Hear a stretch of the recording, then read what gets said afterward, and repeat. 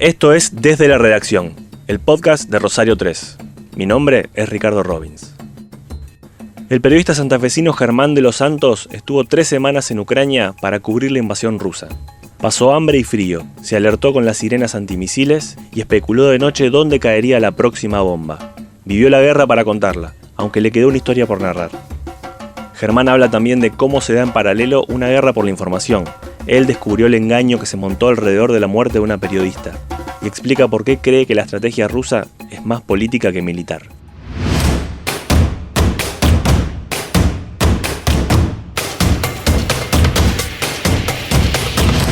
...24 de febrero... Putin anuncia que va a hacer una operación militar especial en Ucrania.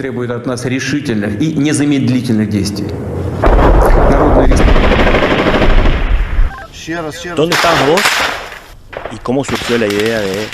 Yo estaba de vacaciones en Bariloche, frente al Nahuel Huapi, Sí. y había prometido como desenchufarme. Estaba en la casa en unas cabañas que son de mi cuñado, muy lindas, que dan al lago, y quería leer, hacer cosas que uno no hace durante el año. Y bueno, Estar tranquilo. estar tranquilo. Ese fue el Sí. objetivo. ¿Cómo te acordás? ¿Escuchaste el anuncio? ¿Cómo se encendió la mecha, digamos? No, Tú. porque no vi televisión tampoco, sino que empecé a leer algunas cosas. Cuando empezó lo de la guerra, sí me puse a leer. Y me acuerdo que vi como las primeras imágenes de Kiev, con tanques, con barricadas. Y eso me llamó mucho la atención, de una ciudad tan grande como el teatro de operaciones de una guerra. Parecía una imagen de la Segunda Guerra Mundial. Ya está trillada la frase, pero cuando lo vi por primera vez en febrero, me pasó eso. Parecía Londres de la época de la Segunda Guerra Mundial. O sea, ese primer impacto visual fue lo que te puso en tema, digamos. Sí, Y hay que estar ahí. sí, me puse a leer un poco, pero empecé a pensar que quería estar ahí. ¿Y cómo te preparás como periodista, digo, para ir a una guerra, digamos? No sé, yo voy a la isla, me llevo una gorrita por el sol, tengo que hacer una cobertura larga, me llevo una botellita de agua. ¿Vos cómo te preparás en la previa? Digo, ¿qué pones en la Sí. mochila? ¿Qué pensás? No, lo principal es tratar de informarse lo más posible, digamos. En la mochila llevar bastante información. Después el resto. No, sí, lo más preparado fue que llamé a un médico y le pedí que me armara un botiquín de emergencias. Que después yo lo armé a medias. Pero... No, y después algunas cosas que... qué sé yo, linternas, bueno, navajas y esas cosas no se pueden llevar por el avión, pero... No mucho, no necesitas tampoco mucho. Pero que era un además a mí me teléfono, pasó una después que computadora. todo lo que había preparado no me sirvió de nada porque quedó en el aeropuerto. Me perdieron la valija. O sea, vos llegaste ¿a dónde llegaste? ¿El primer lugar que llegaste? Yo fui de Buenos Aires a Ámsterdam y de ahí a Varsovia. En Varsovia bajé y ahí no tenía mi valija. Hacía mucho frío, 10 grados bajo cero. Y había... yo llevo en una mochila de mano todas las herramientas de trabajo. Eso siempre lo hago. Nunca lo llevo en una valija que es despacho. ¿Cuáles eran esas herramientas de trabajo? Muy pocas. Una computadora, un teléfono, cables y anotadores. Y algunos libros. Básico. Sí, básico. Había guardado la campera gruesa, en esa mochila, con lo cual ahí, aunque sea, no me congelé cuando salí del aeropuerto. Pero bueno, ahí me compré una muda de ropa en Varsovia y emprendí el viaje hacia Ucrania. ¿Día? Llegué el domingo y el lunes me fui para Ucrania, el lunes al mediodía. Vos tenías ya una experiencia clara como corresponsal de guerra, corregime, en Afganistán 2001, Exactamente. por el diario El Ciudadano. Sí, pero era muy joven, tenía 26, 27 y justamente esto, lo de Ucrania, era como una especie de revancha. ¿Por? Y porque si ahora no estaba muy preparado para una guerra, imagínate en 2001 yo con esa edad, caminando la cordillera del Hindu Kush y entrando a Afganistán caminando, en medio de la caída de los talibanes. Fue una locura total, o sea, estoy vivo de milagro, pero no por valiente, sino por por estúpido. La inconsciencia de esa edad. Sí. Quiero ir, alcanza con el quiero ir. Sí, y uno se junta, porque la necesidad en esos lugares también te lleva a juntarte uno busca algún tipo de ayuda, y con los que yo andaba, que eran un periodista norteamericano y uno chileno, como que no estaban en sus cabales. Y sí, hay mucho loco en mucho loco, la guerra, digamos. Sí, mucha gente loca, mucha gente que va por la suya, que muchos freelance, y son los más porque no tienen dinero, no tienen estructura, no tienen producción, no tienen nada, tienen que hacerla por las suyas. Entonces, bueno, en ese momento nosotros entramos a Afganistán por esa cordillera que pasamos, que ese es el lugar hoy creo que más peligroso que Ucrania. Es una zona tribal donde no pertenece ni a Afganistán ni a Pakistán, es una zona tribal de la etnia Pashtun. Ahí fue muy cerca de ahí donde lo detuvieron a Bin Laden.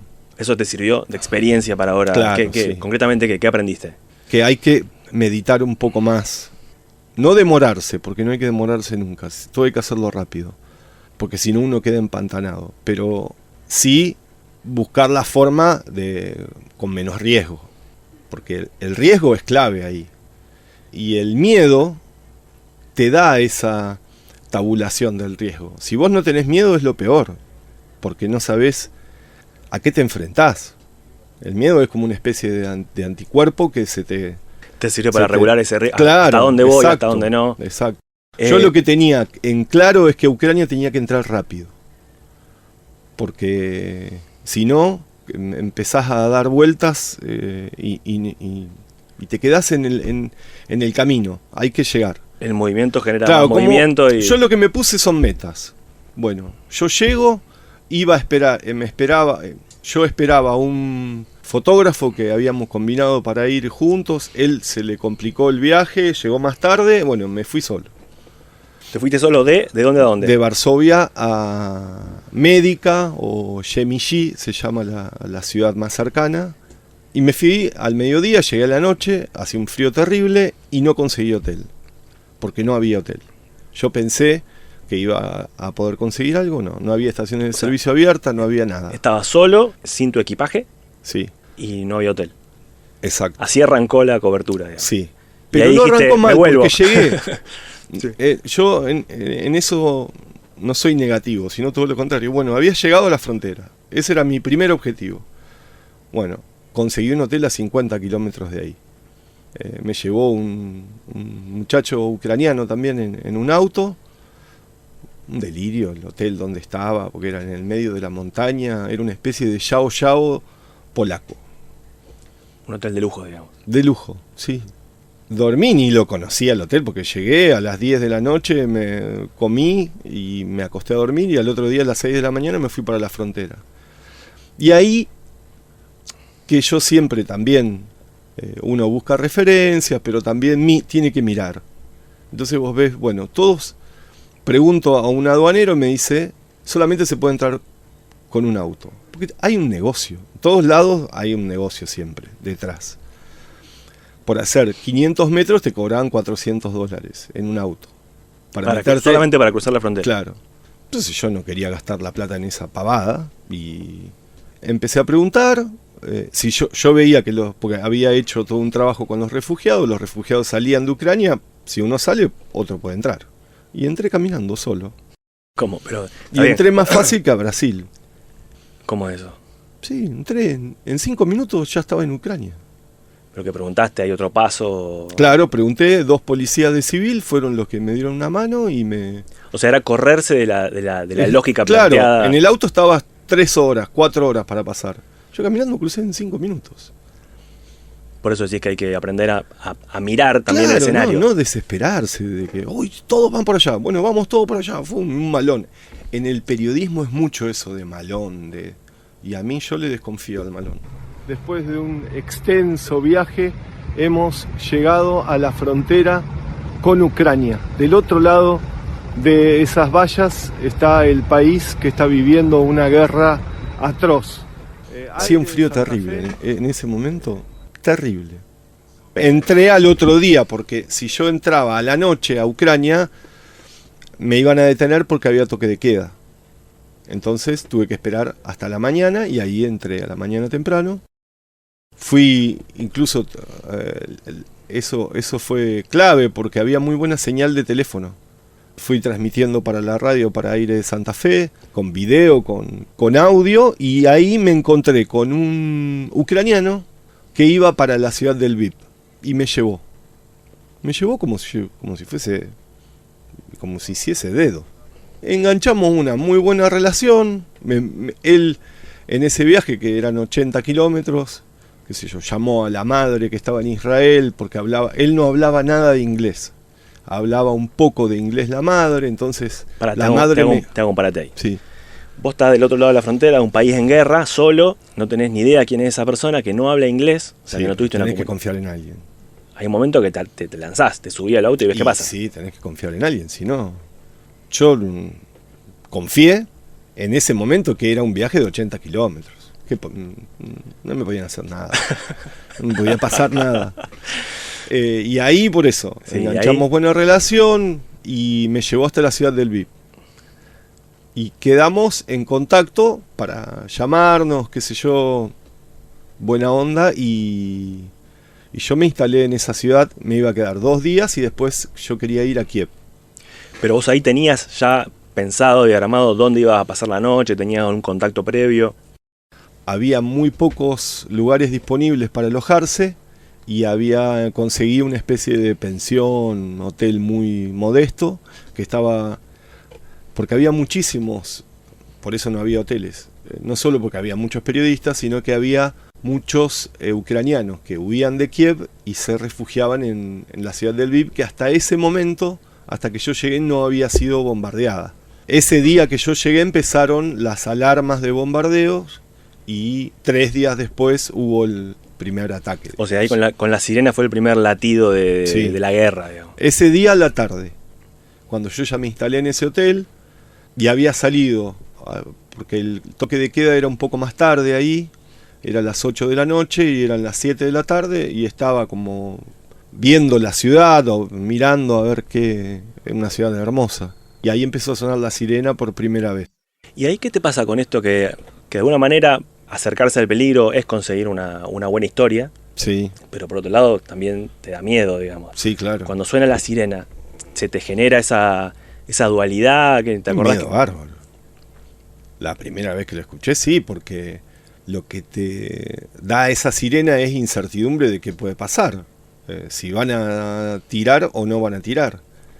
Lo que sí que a mí me llamó mucho la atención en ese momento y que después cambió, era la reacción de la gente. Porque nosotros las imágenes que teníamos de la guerra de Ucrania y las sirenas y los lugares subterráneos donde la gente se refugiaba, era como de un pánico total. Ahí sonaron las sirenas, todo el mundo siguió caminando sin problemas, se fueron a su casa, pero tranquilos. Después cambió porque ese lugar no había sido aún bombardeado. No tenían el reflejo, digamos, del Claro, del hasta peligro. ahora era una sirena nada más. Después fue la sirena y la bomba. ¿Y ahí cómo llegás a Kiev? Bueno, yo ahí empiezo a averiguar cómo ir a Kiev. Perdón, tengo otro parate ahí. Esta averiguación. Sí. Porque los equipos más, digamos, de las grandes cadenas, mismo TN tenía 4 personas.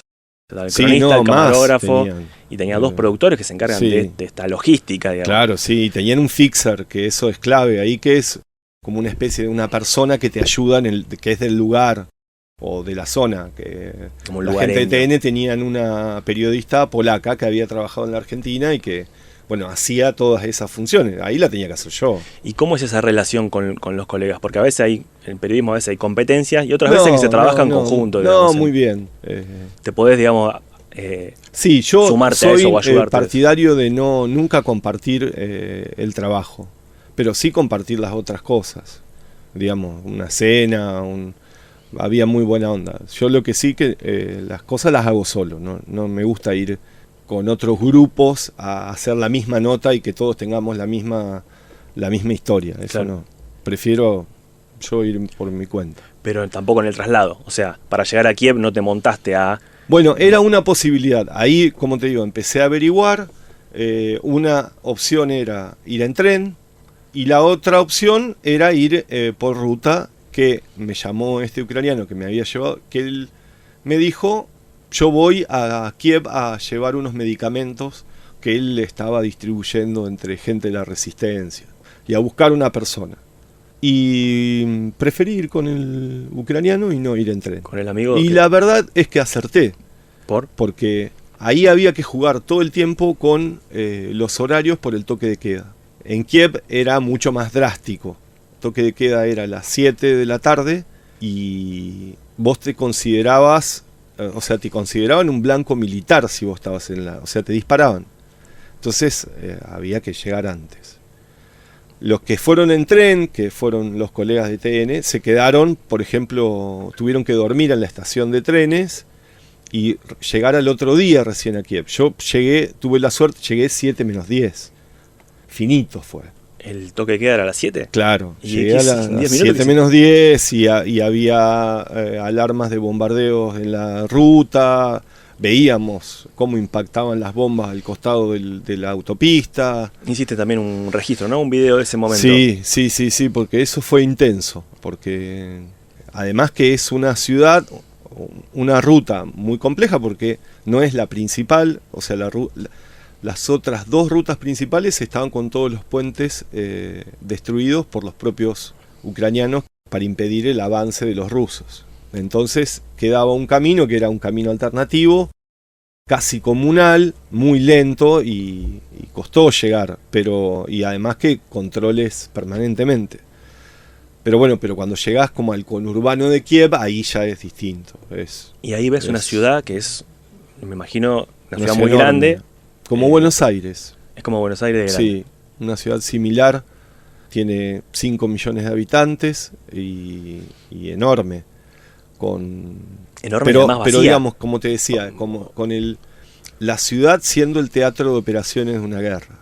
Imagínate, retenes, tanques, barricadas, permanentemente era un camino de obstáculos, que en realidad los obstáculos están pensados para el enemigo. Y vos tenés que sortear esos obstáculos todo el tiempo. Es agotador, porque primero que el tiempo no lo podés tabular porque no sabés cuánto vas a tardar en hacer 15 cuadras. Claro, puede tardar 2 horas o media hora, es todo complejo. Y ahí yo llegué a Kiev y me alojé en las afueras, en la casa de este hombre ucraniano, Dima, y que era la zona más complicada. La periferia era donde más bombardeos había, pero no llegábamos al centro, al hotel, al centro de la ciudad y nos por el toque de queda, por el riesgo del toque de queda. Exacto. Y ahí, hasta ese momento era una especie de carrera. O sea, vuelvo al principio, estabas en Bariloche, viste la imagen y dijiste, esto no puede estar pasando en este siglo, hay que estar ahí. Ahí empezó una carrera que llegó a ese momento. Y una vez que llegás ahí, ¿cuál es tu agenda, digamos? ¿Cómo arrancás? Porque la guerra también, la información en la guerra es algo muy complejo de manejar, de acceder. ¿Cuál fue tu criterio? Dijiste, ¿qué voy a hacer mañana? Bueno, una de las cosas que yo tenía en claro era que a mí no me interesa hacer una cobertura o contar una guerra desde el punto de vista geopolítico. ¿Quién va ganando? No lo sé. No tengo fuentes en el Kremlin, ni en la Duma, ni en Ucrania para saber eso. Y aún teniéndolas, muy difícil de... Entonces era ver la fractura social, humana, que genera una guerra. Y era buscar historias en ese plano. Y ahí, empezó ese trabajo, que fue para mí maravilloso, porque es muy complejo y tuve la suerte de, al tener una persona que me ayude de Kiev, que había muy pocos periodistas que tenían gente de ahí, de la ciudad, porque moverse era complicadísimo y tener a alguien era fundamental. Pero que a su vez tuviese contactos. ¿Contactos de qué tipo? Y, por ejemplo, yo hice hicimos una historia con un grupo de vecinos que se habían convertido en un brazo de la resistencia ucraniana, que eran personas que 3 semanas antes iban todos los días a trabajar. Uno era contador, el otro abogado, el otro tenía una canchita de fútbol, y que de golpe se convirtieron en milicianos, empezaron a organizarse, montaron barricadas y recibieron las armas que les daba el gobierno, y cambió totalmente su vida. Un restaurante que había en el barrio, un barrio de clase media alta, se transformó en el cuartel, donde tenían las armas en el sótano, cocinaban en las propias instalaciones del restaurante y recibían sobre todo medicinas y también combustible, que era clave. Ahora, debe ser impresionante ver eso que era un restaurante, que deben estar los restos de esa normalidad. Sí, estaba incluso decorado como un restaurante. Y ese choque de mundos, digamos. Sí. Y bueno, y en ese barrio había sido bombardeado 3 días antes. Habían destruido un edificio entero. Y bueno, era por eso, empezar a ver eso. Tuve la suerte también que había una chica que me hacía de traductora por teléfono. Ajá. El teléfono es un arma clave, digamos. Entonces, yo cuando hacía una entrevista la llamaba a ella y ella me traducía instantáneamente, pero por teléfono. Una traductora online. Sí. Ahí. Nunca supe dónde estaba ella, porque no me quiso decir, porque era de la resistencia ucraniana. Ella me ayudaba porque decía que yo podía contar lo que estaba sucediendo en Ucrania y que tienen perfectamente claro que... Me ayudaba gratis, digamos, sin cobrarme nada. Yo no, o sea, ella me dijo que se llamaba Katia, pero yo sospecho que no se debe llamar Katia, y nunca me quiso decir dónde, por seguridad, dónde estaba.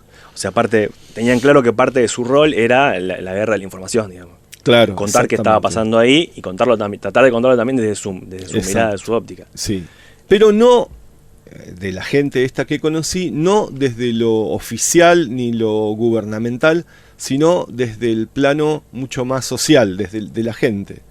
Porque eran personas que incluso estaban, muchos de ellos, en contra del gobierno, pero que en este momento, con una guerra encima, salían a defender su país. Con armas que les daba el gobierno y con armas que como que confeccionaban ellos. Molotov, habían hecho todos unos modelos de Miguelitos para las calles. Y bueno, y esa gente convivía así todos los días. Ahora también tenías que comer, por ejemplo. Sí. ¿Pasaste hambre? ¿Qué comías? ¿Dónde comías? Y al principio fue complicadísimo porque uno le tiene que encontrar la vuelta. En Kiev no había nada abierto, o sea, estaba todo cerrado y no conseguía comida. Y sí, estuve 2 días como que no comiendo muy poco, y que en el hotel las raciones de comida eran muy chicas porque no tenían tampoco comida, la cobraban carísima. Hasta que en un momento vi a un soldado con una bolsita y lo seguí. Hasta que llegué a un almacén que estaba cerrado, que solamente les vendía a los soldados, y le rogué y compré ahí algunas cosas. ¿Qué cosas? Latas de pescado, pan, alcohol no se vendía, y eso lo respetaba todo el mundo, y con eso, aunque sea, subsistir con eso. Pero sí, era bastante bravo el tema de la comida. Y también, bueno, en el hotel no había calefacción, o había calefacción solamente en el baño. El baño era como el lugar más confortable del hotel, porque había luz y calefacción. ¿Solo en el baño? Solo en el baño, sí. Ese es el Hotel Nacional, y sí. Ese que después hiciste una crónica increíble, claro, por el contraste de uno imagina la guerra, ruido, gente corriendo, tanques, y era una crónica de silencio, de gente fumando asustada. Totalmente silencioso. Kiev era, o sea, una ciudad... yo hacía el paralelo cuando empezó la cuarentena, de que a mí me llamaba la atención mucho el silencio que había en la ciudad. una ciudad que uno escucha como el resplandor de ese silencio y de ese movimiento, y que de golpe se había paralizado. Y acá era igual, o sea, solamente las bombas escuchabas, pero no había ruidos de autos, no había ruido de nada, de gente, de nada. Un silencio espantoso. ¿Y podías dormir a la noche? Costaba dormir por el tema de las bombas y las sirenas, sí, costaba dormir. A todos les costaba, no era a mí solo, sino que incluso yo después compartí con otro colega, con Rodrigo Abt, que es un fotógrafo, y costaba dormir, sí. Porque uno está pendiente de ¿dónde cae? Claro, incluso hacíamos como una especie hasta de juego. ¿Esa que fue? Porque después empezabas a saber, no, o a entender que había dos sonidos. Uno que era la bomba que interceptaba el misil que venía, y el otro era la bomba que venía del lado ruso y que caía en Kiev. Ah, llegaste a distinguir como en estéreo. Como esta es la que viene, esta es la que va. Claro, no sé si era efectivo, pero aunque sea nos imaginábamos que era así. Claro, hasta que un día escuchamos una noche un sonido distinto, raro, que fue el ataque que destruyó 6 manzanas en Kiev, en un shopping muy grande que hay ahí, pero que esa noche el cielo fue, o sea, los ruidos fueron, y nos dábamos cuenta que algo distinto estaba pasando. Por eso tenés siempre la incertidumbre, que vos decís que puede ser un ataque nuclear. Después cuando lo vimos, horas después, a la mañana, era impresionante. O sea, desaparecieron 6 manzanas. Pero yo encontré como esquirlas a 7 cuadras. O sea, imagínate, no quedó nada. La zona del Mar Negro ayer a la tarde, cuando estábamos planeando, me vienen a sacar mal. Bueno, sí, Germán, sí. cortemos. Sí, sí. Estamos con Germán, todavía estamos viendo las imágenes de Germán y se acerca personal militar. Germán está mostrándole la credencial. Voy a cortar porque ahora suena gracioso. Sí. Yo ahí estaba, eso era en Kiev, habían atacado una antena de televisión, de la televisión estatal, pero no le dieron a la antena. Le dieron a una estación de servicio que estaba atrás, y había un pobre hombre que salía de la estación de servicio y murió en el auto, que quedó carbonizado.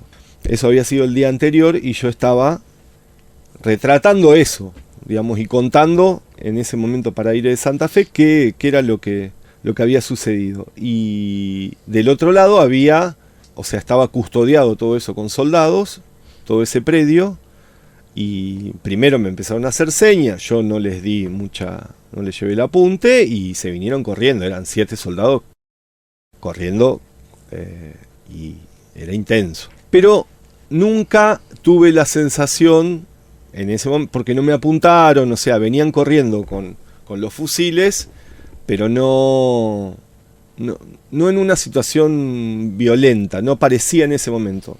Y bueno, pero no entendían lo que yo estaba haciendo. Yo estaba transmitiendo. Hay algo también con el celular, ¿no? Claro, del periodista.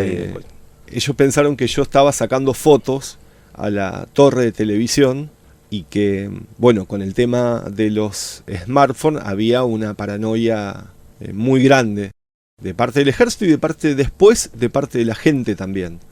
Porque era la sospecha de que vos estabas pasando información a Rusia. No solo información de fotografía, sino también de geolocalización. Es la primera guerra con esa tecnología en manos de cualquiera. Un infiltrado con un celular te puede marcar el lugar exacto a bombardear, y claro, es mucho que yo más peligroso. Desconfío de esa versión, porque con los satélites que hay, o sea, los rusos deben tener mapeado hasta este estudio de radio. Es como apagar la luz de noche, que también es algo viejo, digamos. Exacto, pero bueno, había una situación de permanente tensión con eso. Y el gobierno, yo creo que tenía una estrategia doble ahí. Yo no creo que sea esa estrategia y que apunte a una cuestión militar, sino que era mucho más política. Porque era increíble que en un lugar como Ucrania no se estuviesen usando las redes sociales, por ejemplo. Y en una situación de conmoción muy fuerte como una guerra, lo primero que se cortaron fueron las redes sociales. O sea, el único que podía usar las redes era el gobierno. Y después se empezó a bajar línea para que incluso la gente deje de usar las aplicaciones de mensajería. Con lo cual vos estás cortando la comunicación. Claro. Y eso me pareció, eso también lo escribí porque me pareció que era parte de la guerra. La guerra no es solo con balas, sino también con información. Y esto era clave. Control absoluto de la información. Yo creo que el gobierno ucraniano además manejaba muy bien eso. Tenían, digamos, el foco puesto ahí. Hasta las coberturas periodísticas tenían mucho de manipulación. Bueno, a eso quería ir, porque antes de este episodio, creo que fue el día anterior, muere una de las periodistas no sé si son más de 20 periodistas ya que murieron en la guerra, en un bombardeo a un shopping, que primero se dijo claramente que había sido un bombardeo ruso, pero después sí, pero no fue un bombardeo. Explica bien esa... Nosotros, o sea, por eso contaba, yo fui a ese lugar el mismo día que había sido atacado. Al otro día mataron a una periodista ahí, una periodista rusa que era de un medio que se llama The Inside, que era de un medio opositor a Putin y que ella estaba viviendo fuera de Rusia, obviamente. Pero en la primera información que surgió, porque además muy poca gente ve lo que ocurre, yo lo pude ver recién al otro día, que esa chica, esa periodista, había sido blanco de un ataque con misiles rusos. El sentido común te lleva, si eso lo destruyeron con un ataque 2 días antes, ¿por qué van a volver a atacar ahí y justo pegarle a una periodista que está haciendo una nota con un teléfono celular? Obviamente ahí no hay fiscalía, no hay investigación, no hay nada, pero lo que sí tenía mucho más sentido era que en la esquina de ese lugar había un puesto muy grande de la resistencia ucraniana y le dispararon desde ahí con fusiles, porque el auto de la periodista estaba atravesado por metralla, y eso yo sí lo vi, y no era un ataque con misiles, porque si le pega un misil el auto no desaparece. Y le tiraron, no por ser rusa tampoco, sino porque era alguien filmando un lugar, un blanco militar. Lo que podría ser una especie de daño colateral, que fue lo que se impuso en guerras anteriores, pero a nivel informativo se usa a favor, digamos. Claro, exacto. Se da vuelta. Lo primero que se lanzó fue, obviamente, era rusa, que la había matado el gobierno ruso. Ahora, esto lo sabes vos porque estuviste ahí, porque te movés, porque conocés, porque sos periodista. Ahora, revertir eso a nivel global es imposible en una guerra. Me refiero a la calidad de la información. Sí, muy difícil. Después, lo que yo pretendía hacer era contar lo que veía. O sea, yo no quería contar algo que no tuviese acceso. Por ejemplo, el gobierno, cuando vos te acreditabas ante el gobierno y ante el ejército ucraniano, después te llegaba gacetillas todos los días sobre la evolución del conflicto. Y el gobierno ucraniano decía que había recuperado zonas emblemáticas de Kiev, que eran Brovary, que está enfrente, y la ciudad de Irpin, que es muy cercana a Kiev. Y cuando llegaron los fotógrafos, porque fueron fotógrafos nada más, los que dejaron ir, había un cuerpo tirado con un uniforme ruso, y esa foto fue la que salió en todo el mundo. Y los propios fotógrafos me decían a mí, esto fue una estafa, esto fue un montaje. Acá primero no sabemos ni dónde estuvimos. Y había un soldado ruso tirado, muerto. Sí, con una foto. Y esa fue la foto que salió en el New York Times, en todas las agencias informativas y en todos los portales del mundo salió esa imagen. Ahora te enterás de esto, de que no solamente te puede caer un misil de la nada, sino que te pueden balear los de la resistencia porque hay una guerra. Sí. ¿Qué medidas? ¿Te compraste un chaleco antibalas? Sé que ahí hay una... Por lo menos lo intentaste. Sí, no había, o sea, estaban agotados los chalecos, no había, yo fui a comprar uno, que fue una experiencia hermosa. ¿Por? Contá eso. Y porque como que llegué a un lugar que era una especie de Fonavi, en las afueras de la ciudad de Lviv, que no tenía cartel, no tenía absolutamente nada, era incluso como dentro de un estacionamiento, y estaba medio abandonado el edificio. Bueno, y ahí adentro había un arsenal infernal con unos ucranianos personajes que una chica después me empezó como a contar. Quise entrevistarlo, sacarle fotos, no, obviamente no pude, pero sí hice una nota de cómo conseguir un chaleco antibalas en Ucrania. Y finalmente me fui sin el chaleco, que de todos modos el 80% de los periodistas tenía chalecos que no servían. Eran más una cuestión de para salir en la televisión. Un uniforme, digamos, de corresponsal. Un uniforme que los chalecos que sirven pesan 15, 18 kilos y no los usan por el peso. Imposible de llevar todo el tiempo. Claro, y el casco que pesa también otros 5 kilos. ¿Y estuviste en algún combate cuerpo a cuerpo? Siempre hablamos, bueno, qué sorpresivo que es una guerra. Sí, escuché disparos en Brovary, en esta zona donde ahí sí había enfrentamientos, porque cuando yo todavía estaba dividido entre rusos y ucranianos. Quedamos como medio varados porque se armó un enfrentamiento, pero nosotros no lo vimos, lo escuchábamos muy cerca. ¿Qué es varado? Nos cerraron el paso en la ruta, cortaron todo y quedamos como parados como 40 minutos. Y eso tenía bosque para un lado y bosque para el otro. Y se escuchaba muy cerca. Allá ahí no eran bombardeos, sino metrallas, digamos. Y la verdad que, qué sé yo pensé, digo, bueno, si aparecen, ¿para dónde rajo? ¿Para la izquierda o para la derecha? Después nos quedamos en el auto porque no. Pero bueno, la situación sí es. Pero yo ahí ya estaba como más relajado. ¿Estás seguro que la palabra es relajado? No estaba tenía miedo, sí. Tenía miedo, pero no estaba desesperado como al principio que claro, como que te falta la respiración. Ahí ya era más. Una alerta. Relajado no es la palabra. Una alerta, pero no pánico. Claro, exacto. No entrar en pánico. A mí lo que me sorprende, ¿cuánto tiempo estuviste? 3 semanas. O sea, me parece entendible esto de ir a un lugar de riesgo. Sí. Pero en un momento eso termina y volvés a tu casa, ¿no? Ah, sí. Acá vos volvías a un hotel donde no había comida, se seguía escuchando el bombardeo. Sí. O sea, en ningún momento bajabas del todo. No baja. Y eso te genera un cansancio enorme. Que yo quedé con un cansancio físico como muy fuerte, que no entendía por qué era. Digo, si duermo, ¿por qué? Y es que la tensión permanente te lleva también a agotarte físicamente. Incluso yo pensé en quedarme una semana más, pero como que dije, más vale, ya está, hasta acá llegué, estuvo bien. Aparte un montón. ¿En Kiev cuánto tiempo estuviste? Y en Kiev estuve la mayoría del tiempo.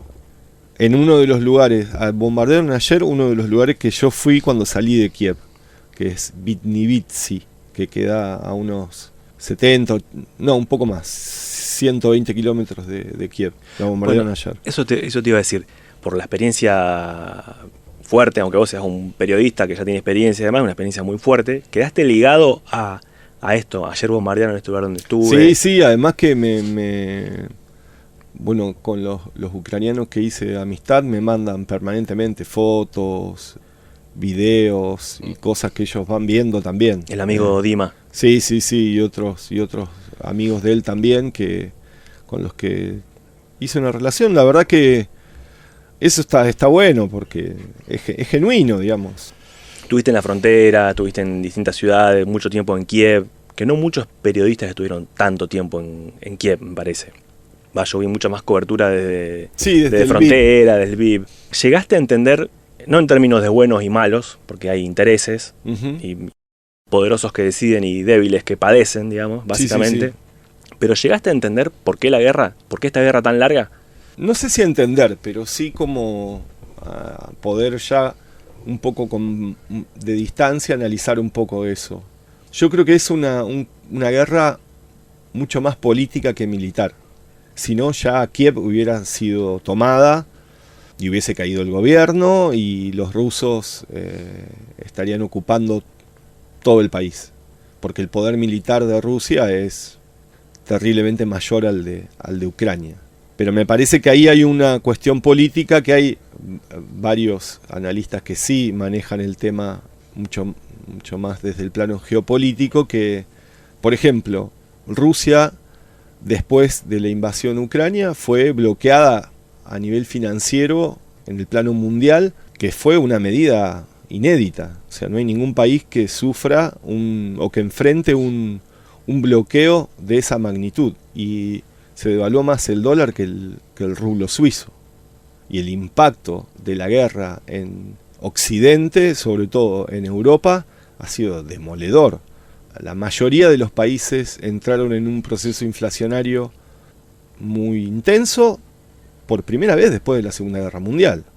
Y lo que se nota es que incluso Estados Unidos y los principales países europeos pensaban que el debilitado iba a ser Rusia, y hoy no aparece. Rusia debilitado frente a ese esquema, y Europa pagándole, como pide Putin, en rublos la energía que va a consumir Alemania, por ejemplo.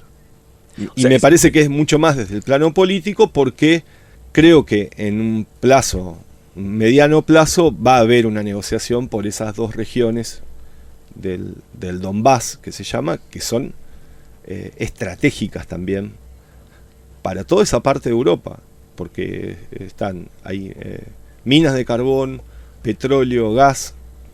No es solamente el corredor de Crimea para la salida al mar, Exacto. sino los recursos que hay ahí. Sino los recursos que hay ahí. Y esta es una guerra que siempre, muchas de los conflictos aparece el trasfondo, que son los recursos, pero el tema de la energía. O sea, vos ves que Rusia no es que está perdiendo, que no está logrando sus objetivos, sino que está logrando lo que quería, o parte de lo que quería, que era imponer sus condiciones en esta conversación Exactamente. de recursos. Porque Ucrania está, después de la caída de la Unión Soviética, en el año 91, queda en una especie de sándwich. O sea, deja de ser de la Unión Soviética, está al lado de Rusia y está al lado de los países de la OTAN. Que la OTAN piensa ampliar esa frontera, tentando siempre a Ucrania de formar parte de la Unión Europea.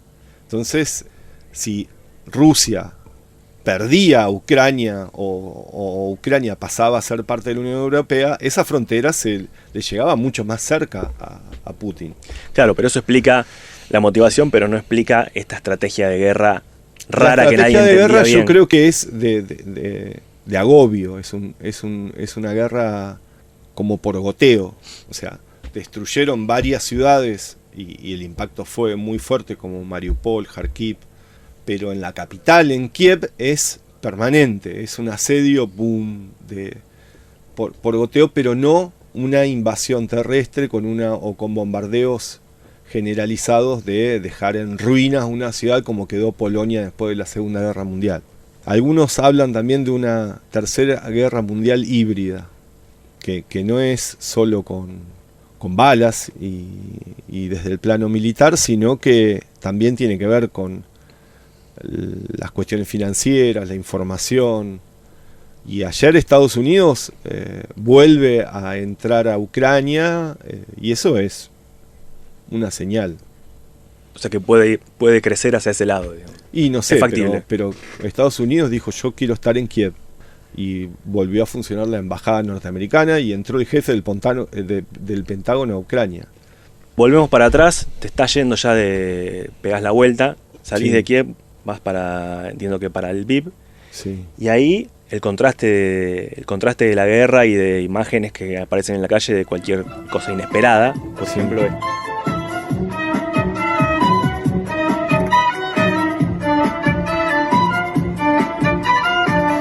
Fue antes en uno de los tramos que hice de Kiev a Lviv, que estuve un día o dos y después volví. Esa mujer, sí, me la topé en la calle y la verdad que tocaba una belleza increíble. Nunca pude hablar no me dirigió la palabra. Grabé el video, pero quería contar su historia. Sí. O sea, pero además me acerqué y le dije: yo soy argentino, estás tocando Piazzolla, a mí me alucina Piazzolla. No me dirigió la palabra. Y me la encontré una segunda vez y volví. y estaba tocando otro tema de Piazzolla. Y tampoco me habló. Y me quedé pensando en eso. Y mi duda es que era rusa. Por eso no quería hablar. Que eso pasaba también. Aunque los ucranianos, la mayoría habla ruso. Pero por eso no quería hablar con un periodista. Además, sabía que era yo extranjero. Aparece la complejidad de estas dos naciones prácticamente hermanas, con una historia muy cruda entre ellas, pero hermanas. Y los misterios de hacer periodismo. O sea, lo más difícil va a ser que alguien me hable en un bombardeo y resulta que no, que es una mujer tocando el violín. Fue lo más difícil de lograr. Sí, porque quería escribir la historia, que seguro era una mujer grande, de unos 50 años, pero nunca pude saber más de ella, ni el nombre. Me imagino que en los momentos de estrés o de mayor cansancio habrás pensado qué mierda hago acá, para qué vine, estaba en Bariloche, podía tomar un cafecito con leche mirando el lago. ¿Ahí qué te respondías? Cuando surge el para qué. Uno se hace esa pregunta, por supuesto. Todo el tiempo se la hace. ¿Por qué no me quedé? ¿Por qué? Yo estaba ahí porque quería, nadie me había obligado, nadie me había mandado, sino que se me había ocurrido a mí ir a ese lugar para contar lo que yo veía de una guerra, y no te puedo decir porque es perverso que yo estaba contento, pero yo estaba feliz en el lugar donde estaba. No renegaba de eso, aunque estuviese angustiado, con miedo, con frío, con hambre, pero yo estaba porque me gusta, haciendo lo me que gusta hacer eso, contar historias de... Claro, me gusta. Que además, aunque sea fuerte, pero me gusta ir a Ucrania y me gusta ir al norte de Santa Fe, qué sé yo, disfruto en esas cosas, salir del lugar como de confort que uno trabaja todo el tiempo. Y yo lo busco permanentemente, aunque sea por eso no tan extremo como Ucrania, pero sí he andado para la media, digamos, como andado mucho, qué sé yo. ¿Te costó volver? Digamos, Rosario y Santa Fe. Me costó aterrizar, y por eso también cuando volví dije, me tengo que poner en foco, porque si no estoy pensando, y bueno, ahora ya estoy enfocado. Pero ¿qué es ese desenfoco? ¿En qué consiste esos días? Y no, porque está como en el aire, o sea, volver a vivir acá y ir a la tablada. Que tampoco es Suecia. No, digamos, acá obvio. Lo que más te impactó, lo que te quedó en esos días posteriores, ¿qué te quedó en el cuerpo, digamos? Estaba en un semáforo en Kiev y empezaron a tirarse de una forma espeluznante, y los tipos no avanzaban. Respetaban el semáforo en rojo, cosa que yo no puedo entender. Pero digo, todo el tiempo ocurrían esas situaciones así de tensión. Pero digo, más allá de las bombas, de la destrucción, porque el olor, por ejemplo, después de que cae una bomba es tremendo, digamos, porque achicharra todo, quema todo, y la gente también, digamos, el dolor de la gente herida, muerta. Pero yo tengo una imagen que es en un departamento de Brovary, que es la primer zona donde bombardearon los rusos, que había quedado como un museo. Esa familia se había levantado a la mañana, a las 6 de la mañana, iban a trabajar. La mujer, Ira, trabajaba en una clínica que queda a 2 cuadras de ahí, donde era ginecóloga. El marido es fisioterapeuta, los 2 hijos iban a estudiar, y estaba en la mesa del desayuno. Y yo la vi como estaba ese día, 25 días después. Y la abandonaron, dejaron todo y se fueron a un sótano. Y de ahí uno de los hijos se fue a Polonia y la mujer se fue a un pueblo que después lo bombardearon también. Y toda esa familia se fracturó, voló en 1000 pedazos. Digo, bueno, esa imagen... Quedó eso como congelado ahí. Como congelado todo el edificio entero. Los edificios, o sea, el impacto de lo que es una guerra, sobre todo en el plano humano, yo creo que en este caso, en Ucrania, se vio de forma muy cercana, porque además por la forma de vida de los ucranianos, digamos, bombardeos en ciudades, no ya en lugares más alejados, como fue en el caso de Afganistán, que es terrible igual. Pero esto como que uno tiene una cercanía, una cercanía por la forma de vida. Y a mí eso me pareció aterrador, digo. Te llaman, Germán, hay que ir la semana que viene. Yo voy ya mañana. Sí. Qué loco de mierda. Bueno, gracias. No, gracias a vos. Este episodio fue producido por Ricardo Robbins. Edición sonora, identidad de marca y dirección ejecutiva a cargo de Ezequiel Clerici. Desde la redacción, es una creación de Rosario 3, Grupo Televisión Litoral. Gracias por tu atención.